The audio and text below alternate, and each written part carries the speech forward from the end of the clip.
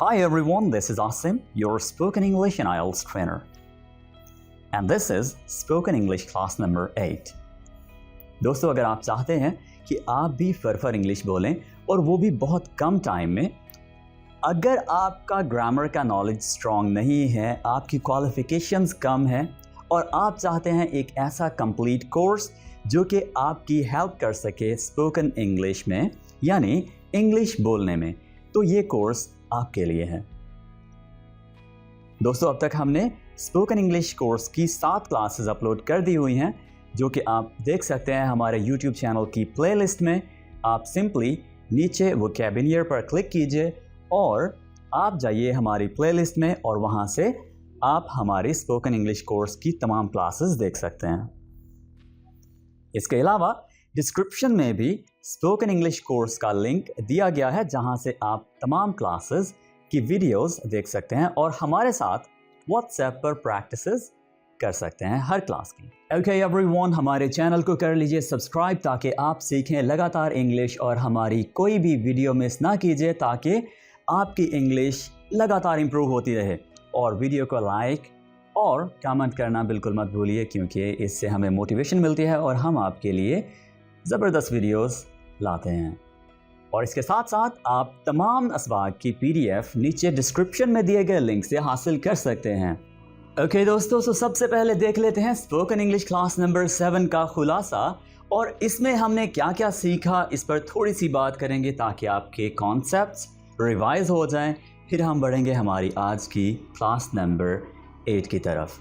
सबसे पहले हमने देखा कि किसी की काबिलियत क्या है, इसको इंग्लिश में हम कैसे बता सकते हैं। सिंपली हम यूज़ करेंगे एक स्ट्रक्चर जो कि है बी एबल टू, उसके बाद हम वर्ब की पहली फॉर्म यूज़ करते हैं।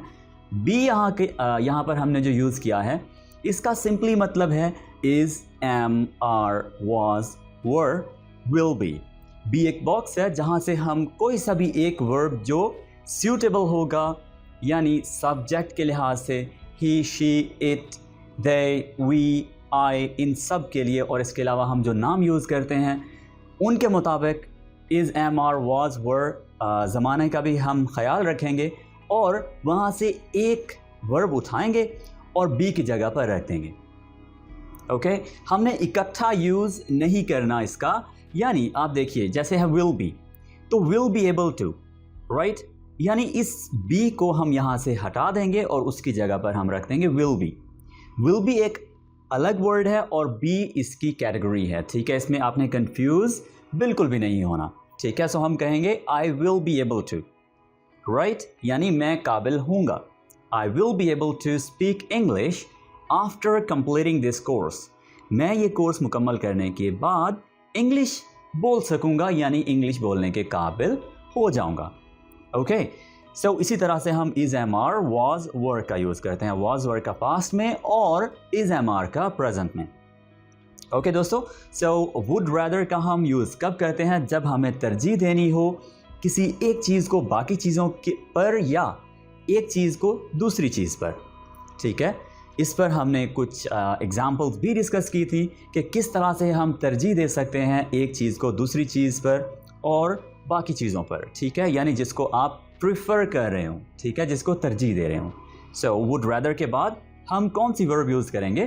First form of the verb, ठीक है, वर्ब की पहली फॉर्म। वांटेड टू का हमने यूज़ किया जब हम कहना चाहें कि मैं करना चाहता था, वो चाहता था, वो चाहते थे, they wanted to, right, they wanted to. Okay, इसके बाद हम first form of the verb use करेंगे। ought to हम तब यूज़ करते हैं जब हमें should कहना हो, ठीक है, should कहना हो, यानी moral responsibilities पर जब हमने बात करनी हो यानी किसी को करना चाहिए तो हम तब यूज़ करते हैं ought to and first form of the verb, ठीक है। और इसके बाद हमने डिस्कस किए इनके शॉर्ट आंसर्स। ओके एवरीवन, सो ये थी हमारी स्पोकन इंग्लिश क्लास नंबर 7। अब हम बढ़ते हैं हमारी आज की क्लास की तरफ जो कि है स्पोकन इंग्लिश क्लास नंबर 8। इसमें हमने सबसे पहले सीखना है कि हम येट को कैसे यूज़ करते हैं। येट को 1 मिनट के लिए रख दीजिए साइड पर। हम जब उर्दू में बात कर रहे होते हैं तो हम कहते हैं अभी तक नहीं किया, अभी तक नहीं हुआ। ठीक है, इसका मतलब ये है कि आपसे एक्सपेक्टेड था, कोई आपसे तवक्को कर रहा था कि आपने कोई काम कर लिया होगा। आप एग्जाम्पल लीजिए, टीचर ने आपको काम दिया, फॉर एग्जाम्पल 3 सेंटेंसेस बनाने के लिए कहा और आपने 5 मिनट में करना था ये। ठीक है, टीचर 5 मिनट बाद आपसे पूछते हैं कि आलिया आपने सेंटेंसेस बना लिए। आलिया आगे से कहती हैं, उन्हें अगर ये कहना हो कि नहीं सर अभी तक नहीं बनाए, अभी तक सिर्फ 2 कर पाई हूँ, तो वो कैसे कहेगी? उसे ज़रूरत पड़ेगी येट की। ठीक है, अगर तो उसको येट का पता होगा तो वो बड़ी आसानी से ये बात इंग्लिश में कह सकेगी, और अगर नहीं पता होगा तो मुश्किल हो जाएगी। सो येट को हम कैसे यूज़ करते हैं? सिंपली इसके सबसे पहले हम कुछ सेंटेंसेस देख लेते हैं और इसकी बेसिक डेफिनेशन देख लेते हैं, जिससे हमें थोड़ी सी हेल्प होगी इसको अंडरस्टैंड करने में। एक बात याद रखिएगा कि येट का यूज़ जब हम करते हैं तो इसको हम लास्ट पे लेकर जाते हैं। ठीक है, सेंटेंस के एंड पर लेकर जाते हैं इसको। एग्जाम्पल सेंटेंस से मज़ीद क्लियर हो जाएगा।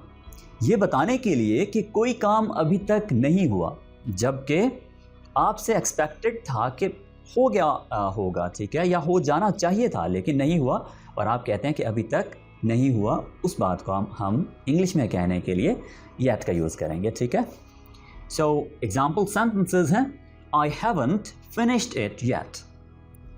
ठीक है, I haven't finished it yet. I'll do it after dinner. For example, हम बात कर रहे हैं होमवर्क की। क्या आपने होमवर्क कंप्लीट कर लिया? Have you finished or have you done your homework? No, I haven't finished it yet. मैंने अभी तक नहीं किया। I'll do it after dinner. मैं डिनर के बाद करूँगा। So, आपने देखा यहाँ पर हमने yet का यूज़ किया सेंटेंस के बिल्कुल एंड पर। यहाँ पर हमारा नेक्स्ट सेंटेंस स्टार्ट हो रहा है। ठीक है, He hasn't arrived yet, जबकि उसे अभी तक आ जाना चाहिए था। एक्सपेक्ट ये किया जा रहा था, तवक्को ये की जा रही थी कि 7 बज रहे हैं तो अभी तक उसको आ जाना चाहिए था, लेकिन वो नहीं आया। इस बात को हम इंग्लिश में कैसे कहेंगे? यानी वो अभी तक नहीं आया, इसको हम कहेंगे He has not arrived yet. He has not arrived yet. Yet को हम एंड पर ले गए। She hasn't watched the episode yet. ड्रामे की बात हो रही है, तो She has not watched the episode yet. बाज़ औक़ात ये होता है कि watched को watched यानी डी का एक बड़ा सारा साउंड प्रोड्यूस किया जाता है, बोला जाता है, जो कि गलत है। इसकी बड़ी खूबसूरत प्रोनाउंसिएशन है watched, यानी ईडी की जगह पर आप समझें कि टी लिखा हुआ है, टी। She hasn't watched. आपने नोटिस किया कि टी का बिल्कुल हल्का सा साउंड दे रहा हूँ मैं। So she hasn't watched the episode yet. उसने अभी तक एपिसोड नहीं देखी है। ठीक है, He hasn't phoned me yet. phoned या called एक ही बात है। ठीक है, so आजकल phoned भी यूज़ होता है, right? He hasn't phoned me yet. I have not finished the class yet. मैंने अभी तक क्लास फिनिश नहीं की है। तो आप ये मुकम्मल वीडियो देखिए, अभी तक मैंने ये क्लास फिनिश नहीं की है, अभी बहुत कुछ है लर्न करने को। There is a lot to learn yet, okay? He has not come here yet. He has not come here yet. यहाँ पर हमने has not का यूज़ सीखा है, have not भी हम यूज़ कर सकते हैं। ठीक है, so have not और has not किन के लिए यूज़ होता है, ये हम ऑलरेडी हमारी पहली क्लासेस में डिस्कस कर चुके हैं। ओके दोस्तों, सो ये था यूज़ ऑफ yet। और एक बात मैं आपको यहाँ पर क्लियर कर दूँ कि yet का यूज़ करते हुए हम जो सेंटेंसेस बनाते हैं ये नेगेटिव होते हैं या इंट्रोगेटिव होते हैं। ठीक है, इसमें जो पॉजिटिव सेंटेंस है वो नहीं होता। ठीक है, यानी हम इसमें नहीं का जिक्र करते हैं या क्या का जिक्र करते हैं, यानी सवालिया या मनफी फिक्रात बनाते हैं। Okay, so now we are gonna be talking about ایک ایسی سچویشن کے بارے میں ہم بات کریں گے can't help verb and ing. دوستو آپ دیکھیے اکثر ایسی سچویشنز ہوتی ہیں ہماری لائف میں جب ہمارا خود پر ہی بس نہیں چل رہا ہوتا، یعنی ہم خود کو کنٹرول میں نہیں رکھ سکتے، یعنی ہم کوئی کام کیے بغیر نہیں رہ سکتے. تو ایسی سچویشن کو آپ انگلش میں کیسے بولتے ہیں؟ نارملی اس کے لیے جو بیسک انگلش کانسیپٹس جن کے ہوتے ہیں وہ اس بات کو بمشکل ہی کہہ پاتے ہیں، انہیں یہ بات کہنا نہیں آتی. سو دوستو ہم اس میں بات کریں گے کہ اگر آپ کا خود پر زور نہ چل رہا ہو، خود پر بس نہ چل رہا ہو، آپ خود کو کنٹرول میں نہ رکھ پا رہے ہوں کسی بھی بات کو لے کر، کسی بھی ایکشن کو لے کر، تو آپ کیسے کہہ سکتے ہیں؟ سب سے پہلے دیکھ لیجئے اس کا structure. can't help first form of the ورب ہم یہاں پر یوز نہیں کریں گے، بلکہ کیا یوز کریں گے؟ ing والی جو ورب ہوتی ہے اس کو ہم پریزنٹ پارٹیسپل کہتے ہیں. ٹھیک ہے، اس کا مشکل سا نام یاد مت رکھیے، سمپلی اس کو کہہ لیجئے آپ کے کانسیپٹس بنانے کے لیے ing والی ورب. اگر آپ گرامر کی طرف نہیں جانا چاہتے اور سمپلی سیکھنا چاہتے ہیں سادہ طریقے سے انگلش بولنا، تو ہم اس کے کچھ سینٹنسز دیکھ لیتے ہیں. I can't help listening song. دیکھیے آپ کا بہت دل چاہ رہا ہے سانگ سننے کو، ٹھیک ہے، آپ کا بہت دل چاہ رہا ہے سانگ سننے کو، تو آپ خود پر کنٹرول نہیں رکھ پا رہے، تو آپ کیا کہیں گے؟ میں تھوڑا سائڈ پہ جا رہا ہوں، ٹھیک ہے، میرا تو گانے سننے کو، سانگ سننے کو بہت دل چاہ رہا ہے. سو where is my hand free? میری ہینڈ فری کہاں پہ؟ ٹھیک ہے، where is my head set? تو I can't help listening song. یہاں پر آپ دیکھیے I can't help، اس کے بعد ہم نے کیا یوز کیا؟ listening. ہم نے یہاں پر listen یوز نہیں کیا بلکہ listening یوز کیا. ٹھیک ہے، listening song، یعنی میں گانا سنے بغیر اب نہیں رہ سکتا. ٹھیک ہے، میں گانا سنے بغیر نہیں رہ سکتا. He can't help fighting with her. He can't help fighting with her. اب اس کا بہت زیادہ من چاہ رہا ہے اس کے ساتھ لڑنے کو، تو he can't help fighting with her. ٹھیک ہے، وہ اس کے ساتھ لڑے بغیر نہیں رہ سکتا. جیسے بہن بھائیوں کی چھوٹی موٹی فائٹس ہوتی ہیں تو اس کا بہت دل چاہ رہا ہے لڑنے کو، یا کوئی بڑا ہی فائٹر ٹائپ کا بندہ ہے، ٹھیک ہے، جس کو ہر وقت لڑائی کی سوچتی ہے اور وہ ہر وقت لڑنے جھگڑنے میں ہی انٹرسٹ لیتا ہے. سو he can't help fighting with her, right؟ وہ یعنی اس سے لڑنے میں اپنی مدد ہی نہیں کر پا رہا ہے، یعنی خود پہ کنٹرول نہیں کر پا رہا ہے. یہاں پر ہم نے فائٹنگ یوز کیا، ٹھیک ہے، ing والی ورب، یہ آپ نے پوائنٹ یاد رکھنا ہے. he can't help، اوکے، یہاں پر can't help کو آپ اس طرح سے یوز کریں گے کہ وہ اپنی مدد ہی نہیں کر پا رہا، یعنی اس کے اندر کی جو آواز ہے اس کو وہ روک نہیں پا رہا. so he can't help، ٹھیک ہے، he can't help fighting with her. she could not help kissing little baby. آپ امیجن کیجئے آپ کے سامنے ایک چھوٹا بہت پیارا بچہ ہے، ٹھیک ہے، تو کس کا دل نہیں چاہے گا کہ اگر ایک بہت ہی خوبصورت، بہت ہی پیارا ننھا منھا سا بچہ بیٹھا ہوا ہے آپ کے سامنے، تو آپ کی نظریں ٹک جاتی ہیں اور آپ کا دل چاہتا ہے آپ اس کو گود لے لیں، اٹھا لیں، ٹھیک ہے. سو آپ خود پر کنٹرول نہیں رکھ پاتے ہیں.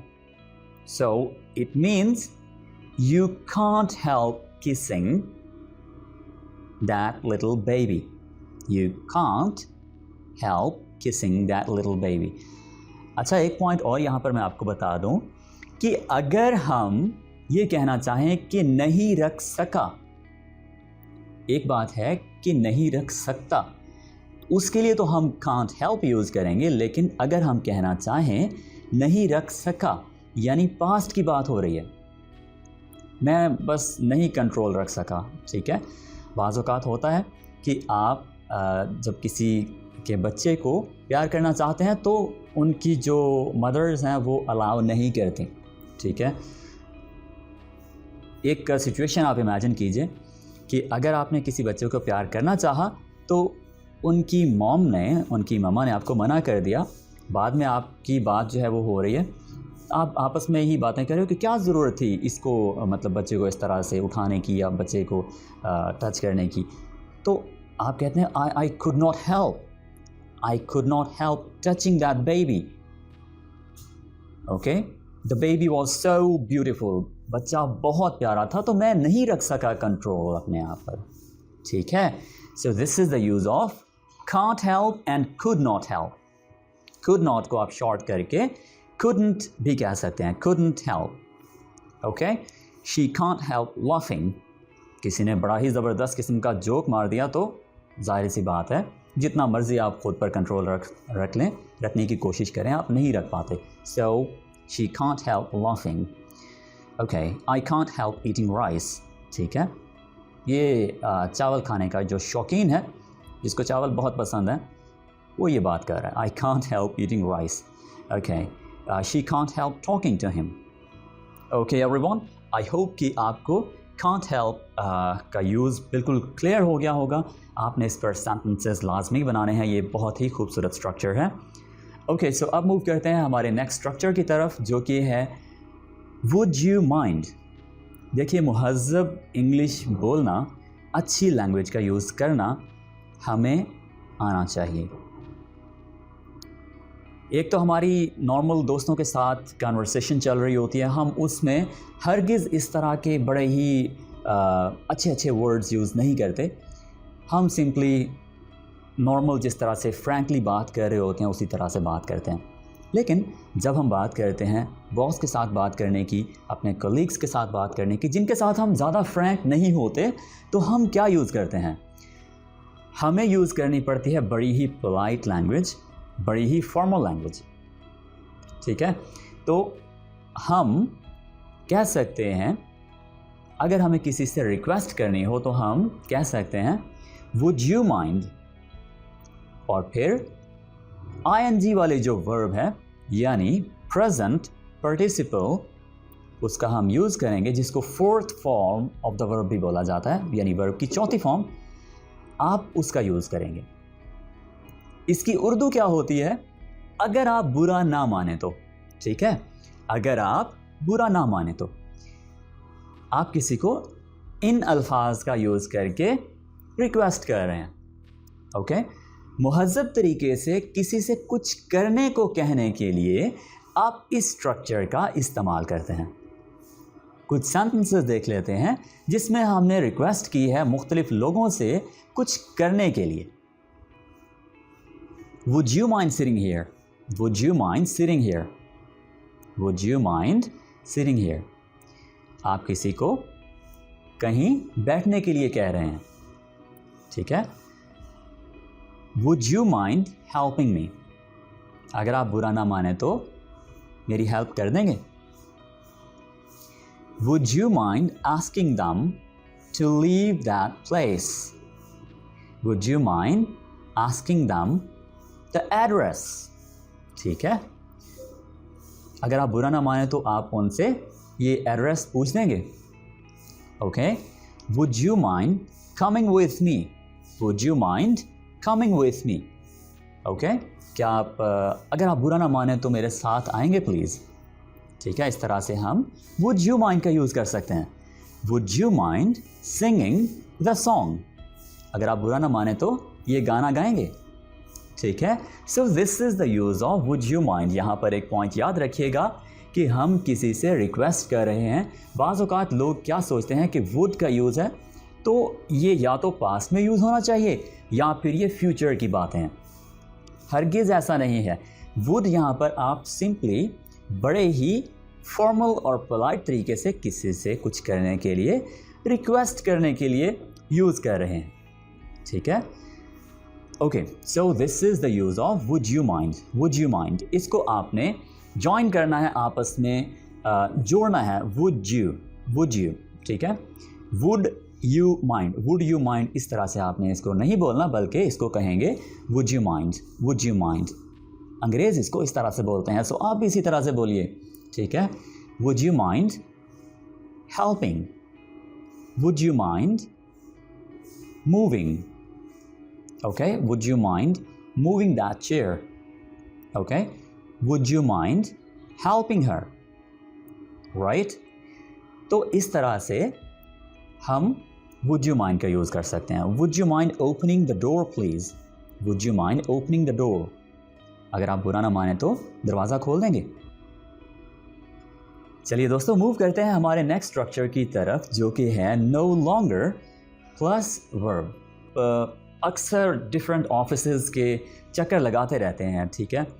तो आपको बाज़ औक़ात ऐसी भी सिचुएशन फेस करने को मिली होगी कि आपने किसी का नाम पूछा और आपको आगे से जवाब मिला कि अब वो मज़ीद यहाँ पर वर्क नहीं करते, वो यहाँ नहीं बैठते, ठीक है? उनका ट्रांसफ़र हो गया है. ओके, तो ऐसी सिचुएशन के लिए हम यूज़ करते हैं no longer. He no longer works here. आपने जिस शख्स से पूछा वो आपको कह सकता है. आप फॉर एग्ज़ाम्पल उनसे पूछते हैं कि मुझे सरासिम से मिलना है, तो आपको आगे से जवाब मिलेगा, अगर मेरा ट्रांसफ़र हो गया हो तो आपको जवाब मिलेगा he no longer works here. वो अब मज़ीद यहाँ काम नहीं करते. इसकी सादा सी डेफिनेशन देख लीजिए. जब हमें किसी के बारे में बताना हो कि अब मज़ीद वो पहले वाला काम नहीं करता, या वो पहले वाला जो शख्स है नहीं रहा, मतलब कि बदल गया है, तब भी हम इस स्ट्रक्चर का इस्तेमाल कर सकते हैं. यानी उसने अपना शोबा बदल लिया, ठीक है? तो हम दोनों बातों को डिस्कस करेंगे. शोबा जब किसी ने बदल लिया, अपना काम बदल लिया, प्रोफेशन बदल लिया, तो हम कैसे बात करेंगे, कैसे यूज़ करेंगे नो लॉन्गर का. और अगर एक शख्स जो है वो वहाँ से मूव कर गया है, या अब मज़ीद वो नहीं रहा, ठीक है, मतलब वहाँ पर नहीं है, या वो काम नहीं करता, तो हम इस स्ट्रक्चर का कैसे यूज़ करेंगे. सेंटेंसेस से मज़ीद क्लियर हो जाएगा. He no longer comes here. He no longer comes here. वो अब मज़ीद यहाँ नहीं आता, या अब वो यहाँ नहीं आता. He no longer uploads videos on YouTube. He no longer uploads videos on YouTube. वो अब YouTube पर वीडियोज़ अपलोड नहीं करता, ठीक है? No longer. He के फ़ौरन बाद, she के फ़ौरन बाद, यानी सब्जेक्ट के फ़ौरन बाद आपने यूज़ करना है no longer का, और फिर उसके बाद हमने यूज़ करना है first form of the verb, verb की पहली फॉर्म. और ये देखिए कि अगर he, she, it यानी थर्ड पर्सन सिंगुलर हो, he, she, it कोई नाम, कोई प्रोफेशन या रिलेशनशिप, तो इनके साथ हम s और es का भी इजाफा करते हैं वर्ब की पहली फॉर्म के साथ. Uploads videos on YouTube. All right. She no longer works here. She no longer works here. एक और पॉइंट भी देख लीजिएगा कि no longer अलग अलग दो वर्ड्स हैं, ठीक है? Works. तो हमने यहाँ पर she का यूज़ किया, इसलिए works here. अगर यहाँ पर they होता, they no longer work here होता, ठीक है? Your credit card is no longer valid. अब देखिए, एक स्टेट से, एक हालत से जब कोई चीज़ शिफ्ट हो गई दूसरी हालत में, ठीक है, यानी अब उसका फंक्शन पहले वाला नहीं रहा, तो हम कहते हैं कि अब नहीं, ठीक है? Your credit card is no longer valid. आपका क्रेडिट कार्ड अब वैलिड नहीं रहा, यानी अब आपका क्रेडिट कार्ड ठीक काम नहीं कर रहा, ठीक है, या ठीक नहीं है. तो यहाँ पर हमने देखा सब्जेक्ट के बाद इज़ यूज़ कर रहे हैं हम. ये पॉइंट याद रखिएगा. ये हमारे पास he no longer, she no longer, यहाँ पर सब्जेक्ट के फ़ौरन बाद no longer था, लेकिन यहाँ पर हमने क्या यूज़ किया? he is no longer, they are no longer. यानी जब लोगों ने अपनी स्टेट बदली, अपनी हालत बदली. यहाँ पर हम काम करने की बात कर रहे थे, यहाँ पर हम हालत बदलने की बात कर रहे हैं. इसकी हालत बदली, पहले तो ये ठीक काम कर रहा था, लेकिन अब ये ठीक नहीं है. पहले ये ठीक था, लेकिन अब ये ठीक नहीं है. ये देखिए, he is no longer a boxer. पहले वो बॉक्सर था, अब वो बॉक्सर नहीं है, यानी अब नहीं है. ठीक है. So they are no longer PTI sporters. They are no longer PTI sporters, right? तो पहले वो PTI sporters थे. They are no longer PTI sporters. एक तो ये सेंटेंस है. एक हम इसी को चेंज करके इस तरह से अगर कहें कि अब वो PTI को सपोर्ट नहीं करते. एक बात है कि वो PTI सपोर्टर नहीं हैं और एक है कि वो PTI को सपोर्ट नहीं करते. दो डिफरेंट बातें हैं. एक है सपोर्ट करना और एक होता है कि सपोर्टर होना. दो डिफरेंट बातें हैं, याद रखिएगा, ठीक है. So they are no longer PTI supporters and they no longer. इसके बाद हम क्या यूज़ करेंगे? First form of the verb. They no longer support PTI. जी हाँ, they no longer support PTI. तो यहाँ पर काम करने की हम बात कर रहे हैं, ठीक है. ये पॉइंट आपने याद रखना है. So no longer. ओके, एक बात मैं आपको वाज़ेह कर दूं कि ये तमाम नेगेटिव सेंटेंसेस हैं क्योंकि हमने इसमें नो यूज़ किया है, ठीक है. अगर आप इन सब की उर्दू ट्रांसलेशन करके देखें तो आपको क्या मिलेगा? नहीं, नहीं, नहीं. और ये भी देखिए, अब नहीं, ठीक है. तो ये नेगेटिव सेंटेंसेस हैं. Okay friends, so I hope no longer का यूज़ बिल्कुल क्लियर हो गया होगा. तो अब मूव करते हैं हमारे नेक्स्ट स्ट्रक्चर की तरफ. दोस्तों, आपके माइंड में मुख्तलिफ बातें चल रही होती हैं, प्लान्स चल रहे होते हैं और आप सोच रहे होते हैं कोई ना कोई काम करने का इन फ्यूचर या इन वेरी नियर फ्यूचर या कुछ देर बाद, ठीक है. तो आप इमेजिन कीजिए, आप कहते हैं मैं करने का सोच रहा हूँ. उर्दू में हम ऐसी बातें करते हैं. मैं तो मूवी देखने का सोच रहा हूँ. मैं इंग्लिश कोर्स करने का सोच रहा हूँ. मैं अपना नेक्स्ट प्रोग्राम या डिग्री स्टार्ट करने का सोच रहा हूँ. मैं CSS करने का सोच रहा हूँ. इस तरह की बहुत सारी बातें हम करते हैं. बेसिकली हम सोचते बहुत ज़्यादा हैं करने का, लेकिन हम कर कम पाते हैं क्योंकि एक अकेली जान क्या क्या करेगी. सो आप देखिए कि आई एम थिंकिंग ऑफ का हम यूज़ करते हैं इस बात को कहने के लिए कि मैं करने का सोच रहा हूँ. आपने एक बात नोटिस की होगी कि हमने इस लेसन में ING वाले जो वर्ब हैं उनका बहुत ज़्यादा यूज़ किया है. आई एम थिंकिंग ऑफ वॉचिंग. यहाँ पर देखिए, वॉचिंग यूज़ किया हमने. और ऑलमोस्ट तमाम स्ट्रक्चर्स में हमने जो ING वाली वर्ब्स हैं उनका यूज़ किया है. सो आई एम थिंकिंग ऑफ. उसके बाद हम क्या यूज़ करेंगे? Present participle. अब तक आपको इसका नाम याद हो जाना चाहिए. अब तक आपको इसका नाम याद हो जाना चाहिए. इसको हम कहते हैं प्रेजेंट पार्टिसिपल. ओके, यानी वर्ब की चौथी फॉर्म को हम क्या बोलेंगे? Present PRTICIPLE, participle. ओके, तो जब आप कोई कदम उठाने या कोई काम करने का सोच रहे हो और ये बात आपको बतानी हो इंग्लिश में, तो ये स्ट्रक्चर आपकी खिदमत में हाजिर है और आपने इसका भरपूर यूज़ करना है. देखिए, सोचने पर किसका है ज़ोर, या कौन लगा सकता है आपके सोचने पर पाबंदी. तो आप इसका भरपूर यूज़ कीजिए जब भी आपने बताना हो कि I am thinking of doing this, I am thinking of doing that. सोचते रहिए और बोलते रहिए. So I am thinking of watching action movie. I am thinking of starting another YouTube channel. मैं अक्सर सोचता रहता हूँ. मैं सोचता हूँ कि मेरे कम से कम 5 यूट्यूब चैनल्स होने चाहिए. बट ऑनेस्टली मुझे कभी कभी लगता है कि ये एक ही काफ़ी है. Okay, I am thinking of moving to a new city. I am thinking of moving to a new city. और ये भी मैं अक्सर सोचता रहता हूँ, लेकिन हम हर काम नहीं कर पाते, मुश्किल होता है बहुत. आई am thinking of opening up a store. Business करने का भी सोचते हैं लोग बहुत, लेकिन कम लोग ही कर पाते हैं. सो थिंकिंग ऑफ के बाद आप देखिए कि हमने मूविंग, स्टार्टिंग, वॉचिंग, ओपनिंग, इन सब का यूज़ किया है. Thinking of, opening and then हम वो बात करते हैं जो हम करने का सोच रहे होते हैं. ठीक है. Okay so this is it. ہمارے آج کے لیسنز یہی ہیں دوستو. اب آپ نے کرنا کیا ہے, ان سب اسٹرکچرز کی پریکٹس کرنی ہے. اسٹرکچرز کی پریکٹس کرنے کے لیے آپ کے لیے تھوڑی سی انسٹرکشنز ہیں.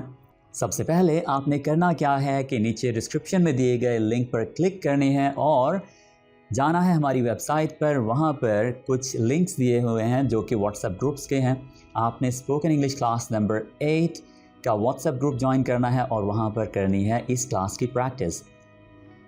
گرلز کے لیے یہ انسٹرکشنز ہیں کہ سمپلی آپ ہمیں اس کلاس کی پریکٹس نیچے ڈسکرپشن میں دیے گئے ہمارے واٹس ایپ نمبر پر سینڈ کر سکتے ہیں اور اپنا نام مینشن کرنا بالکل مت بھولیے. یہ دونوں کے لیے ہے, for girls and for boys. Okay آپ نے 3 سینٹنسز بنانے ہیں ان سب اسٹرکچرز کو یوز کرتے ہوئے. Yet can't help would you no longer and thinking of.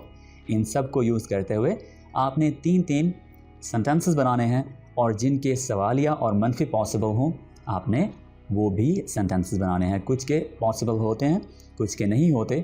جیسے یٹ کے انٹروگیٹو پاسبل ہیں, کانٹ ہیلپ کے نہیں ہیں, ٹھیک ہے. Would you mind simply request کرنے کے لیے ہے, ٹھیک ہے. تو نو لانگر جو ہے وہ نیگیٹو ہے, آلریڈی نیگیٹو ہے.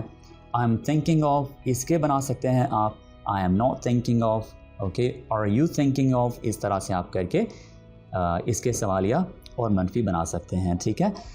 Okay every one, so this is it for today. یاد رکھیے گا کہ آپ نے پریکٹس کرنے کے لیے ہمارے واٹس ایپ گروپس لازمی جوائن کرنے ہیں اور گرلز ہمارے نیچے دیے گئے نمبر پر کانٹیکٹ کر سکتی ہیں اور وہاں پر اپنی پریکٹس سینڈ کر سکتی ہیں. یہ بیسکلی اس لیے کہ پرائیویسی مینٹین رہے. سو دس از اٹ فار ٹوڈے. انشاءاللہ وی will be talking in our next video. ہماری نیکسٹ کلاس نمبر 9 میں ہم بات کریں گے. ہماری ویڈیو کو لائک, کامنٹ اور ہمارے چینل کو سبسکرائب کرنا بالکل مت بھولیے. Thank you very much for listening. انشاءاللہ وی will talk very soon. Take care. اللہ حافظ.